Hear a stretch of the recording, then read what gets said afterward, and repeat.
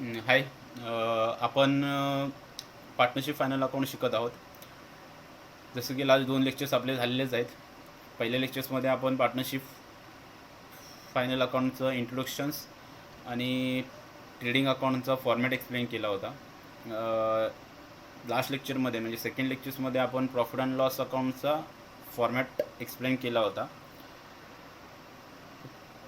आज आपण त्या 2 फॉर्मॅटमधला डाऊट्स काय आहेत मुलांचे ते आज क्लिअर करणार आहोत. तर डाऊट असे होते की ट्रेडिंग अकाउंटमध्ये जो आपण ग्रॉस प्रॉफिट आणि ग्रॉस लॉस आणि प्रॉफिट अँड लॉसमध्ये नेट प्रॉफिट आणि नेट लॉस कसं आयडेंटिफाय करायचं किंवा कसं ओळखायचं किंवा त्याला ग्रॉस प्रॉफिटला प्रॉफिट अँड लॉसला कॅरी फॉरवर्ड कसं करायचं किंवा लॉसला कॅरी फॉरवर्ड कसं करायचं त्याच्याबद्दल आज आपण लेक्चर्स घेणार आहोत. तर पहिली गोष्ट आता आपण लेक्चरला चालू करूयात. तर आपण पहिल्यांदा काय करणार आहोत, ग्रॉस प्रॉफिट आणि ग्रॉस लॉस. तर ग्रॉस प्रॉफिट आणि ग्रॉस लॉस काढण्यासाठी पहिले आपलं ट्रेडिंग अकाउंटचा फॉर्मॅट बनवूया. तर ही साईड कुठची असते, डेबिट साईड, आणि ही साईड कुठची आहे, क्रेडिट साईड. तर आपण ट्रेडिंग अकाउंट्स इयर एंडेड जे असेल ते, डेबिट साईड म्हणजे माझं काय असतो, एक्सपेंडिचर्स, आणि क्रेडिट म्हणजे काय, माझं इन्कम. म्हणजे क्रेडिट म्हणजे माझ्याकडे पैसे येतात आणि डेबिट म्हणजे माझ्याकडून पैसे जातात. फॉर एक्झाम्पल आता मी पहिल्यांदा ग्रॉस प्रॉफिट काढायचं हे करतो आहे. तर एक्झाम्पल घ्या की जर माझं इन्कम 10 रुपये झालं आहे आणि एक्सपेंडिचर्स किती झालं आहे माझं 4, म्हणजे माझ्याकडून पैसे घेतलेत, खर्च किती झाला आहे 4 रुपये. आता याच्यापैकी माझ्याकडे 10 रुपये आले, त्याच्यातले खर्च झालेत म्हणजे माझे एक्सपेंडिचर्स किती झाले 4 रुपये झाला आहे, बरोबर. म्हणजे ऑब्वियसली तर मी काय करणार आहे, मला माहिती आहे की माझा प्रॉफिट झाला आहे, हो की नाही. हे मी नॉर्मल एक्झाम्पल घेतलं आहे किंवा नॉर्मल अमाऊंट आहे म्हणून मला समजलं आहे ते. बट आपण जेव्हा प्रॉब्लेम चालू करताना आपले अमाऊंट जे असतात त्या मोठमोठे असतात, मग ते कसं फाइंड आउट करायचं. तर पहिली गोष्ट, क्रेडिट साईडची पहिल्यांदा टोटल मारून घ्यायची असते, डेबिट साईडची टोटल मारून घ्यायची असते. आता त्याच्यामध्ये आपल्याला ओळखायचं की कुठले अमाऊंट मोठे आहे. आता मोठे अमाऊंट कुठच्या याच्यामध्ये, क्रेडिट साईड, म्हणजे इन्कम साईड मोठी आहे. मग दोन्ही साईडला जी मोठी अमाऊंट आहे ती आपण काय करणार आहोत, लिहून घेणार आहोत, बरोबर. ती लिहून घेतल्याच्या नंतर आता आपल्याला कमी कुठे पडत आहेत, इथे पडतात. किती रुपये कमी पडत आहेत, 6 रुपये. मग हा 6 रुपये माझा काय आहे, माहिती आहे मला, प्रॉफिट झाला आहे. माहिती मेन्शन करणार काय माहिती मी, ग्रॉस प्रॉफिट CD, म्हणजे CD म्हणजे कॅरेट डाऊन, आणि याला लिहितो आपण 2, बरोबर. आता आपण ग्रॉस प्रॉफिट काढलेला आहे. तर हा ग्रॉस प्रॉफिट कॅरी फॉरवर्ड कुठे करणार आहोत, प्रॉफिट अँड लॉसमध्ये. तर आता हा 2 ग्रॉस प्रॉफिट्स कॅरेट डाऊन आहे, तर ह्याला शिफ्ट प्रॉफिट अँड लॉसमध्ये शिफ्ट करायचं आहे. तर हा प्रॉफिट अँड लॉस अकाउंट आपण बनवला, डेबिट साईड आणि क्रेडिट साईड. ही कुठच्या साईडला गेला आहे, ग्रॉस प्रॉफिट्स कुठल्या साईडला आपण काढला आहे, डेबिट साईडला. तर त्याला अपोजिट साईडला टाकायचं, म्हणजे कुठल्या साईडला, क्रेडिट साईडला. म्हणजे by gross profit BD broad down, म्हणजे हा ग्रॉस प्रॉफिट ट्रेडिंग अकाउंटच्या डेबिट साईडचा कॅरी फॉरवर्ड केला आहे प्रॉफिट अँड लॉसच्या क्रेडिट साईडला, बरोबर. अमाऊंट 6 रुपये, ओके. आता आपण शिकणार आहोत ग्रॉस लॉस कसं आयडेंटिफाय करायचं. तर परत आपण काय करणार आहोत, ट्रेडिंग अकाउंटचा फॉर्मॅट बनवतो आहे, म्हणजे कॉलम बनवतो आहे, डेबिट साईड आणि क्रेडिट साईड. जसं आपण मी प्रॉफिट काढला, आता आपण काय काढतो आहे, लॉस काढतो आहे. तर आता एक्झाम्पल समजा डेबिट साईड माझी 10 रुपये असेल आणि क्रेडिट साईडची अमाऊंट माझी समजा 4 रुपीज असते, बरोबर. म्हणजे काय झालं की माझा खर्च किती झाला, माझा एक्सपेंडिचर 10 रुपये झाला आहे आणि इन्कम माझं किती झालं आहे, 4 रुपये झालं आहे.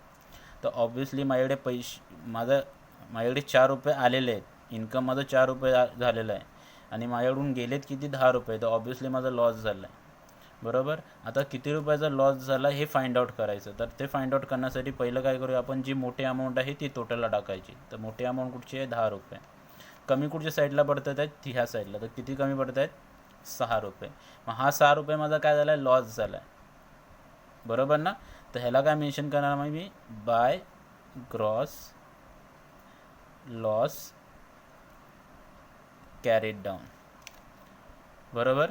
म्हणजे जो बॅलन्सिंग फिगर निघेल तो माझा काय झाला, लॉस निघाला. का, परत एकदा सांगतो, 10 रुपयाचा माझा एक्सपेंडिचर्स आहे, खर्च झाला आहे माझे, आणि माझ्याकडे आलेत किती, 4 रुपये. तर ऑब्व्हियसली माझा 6 रुपयाचा लॉस झालेला आहे. तर बॅलन्सिंग फिगर कुठे येते, क्रेडिट साईडला, बरोबर. मग ह्यालाच कॅरी फॉरवर्ड करायचं आपल्याला परत प्रॉफिट अँड लॉस अकाउंटमध्ये. डेबिट साईड आणि क्रेडिट साईड कुठल्या साईडला आले, ही क्रेडिट साईडला, म्हणून कॅरी फॉरवर्ड कुठे होणार, डेबिट साईडला. To gross loss BD, BD म्हणजे ब्रॉड डाऊन. किती अमाऊंट आहे, 6 रुपये. खूप सिम्पल आहे, काही डिफिकल्ट नाही आहे. तर आपण ग्रॉस प्रॉफिट आणि ग्रॉस लॉस कसं फाइंड आउट करायचं हे आपण शिकलो आहोत. आता आपण शिकणार आहोत नेट प्रॉफिट कसा काढायचा आणि नेट लॉस कसा काढायचा. तो सुद्धा सिम्पल आहे, सेम प्रोसेस तशीच आहे, बरोबर. तर पहिली गोष्ट, नेट प्रॉफिट आणि नेट लॉस हा प्रॉफिट अँड लॉसमध्ये निघतो. तर प्रॉफिट अँड लॉस अकाउंटचा फॉर्मॅट बनवला आपण. ही डेबिट साईड बनवली, ही क्रेडिट साईड बनवली, बरोबर. आता सेम समजा फॉर एक्झाम्पल मला 70 रुपीजचं इन्कम झालेलं आहे, बरोबर, आणि माझं एक्सपेंडिचर आहे 50 रुपीजचं. म्हणजे डेबिट साईडला अमाऊंट 50 रुपीजची टोटल आली, क्रेडिट साईडची अमाऊंट जी आली ती माझी 70 रुपीज आली. तर ऑब्वियसली माझी मोठी अमाऊंट म्हणजे मला इन्कम झालेलं आहे, म्हणजे माझा प्रॉफिट झालेला आहे. बट तो आयडेंटिफाय कसं करायचं, तर मोठी अमाऊंट कुठची आहे, 70. तर दोन्ही साईडला आपण जी मोठी अमाऊंट आहे ती लिहून घेणार आहोत, बरोबर. ऑब्वियसली कमी कुठच्या साईडला पडत आहेत, डेबिट साईडला. किती रुपये कमी पडत आहेत, 20 रुपीज. तर हा माझा प्रॉफिट आहे, कारण माझं इन्कम 70 रुपीज आहे, त्याच्यातलं एक्सपेंडिचर्स 50 रुपीज झालं आहे. तर मग ऑब्वियसली मला काय झालं आहे, 20 रुपयाचं प्रॉफिट झालेलं आहे. तर हा प्रॉफिट म्हणजे त्याला आपण काय म्हणतो, नेट टू नेट प्रॉफिट,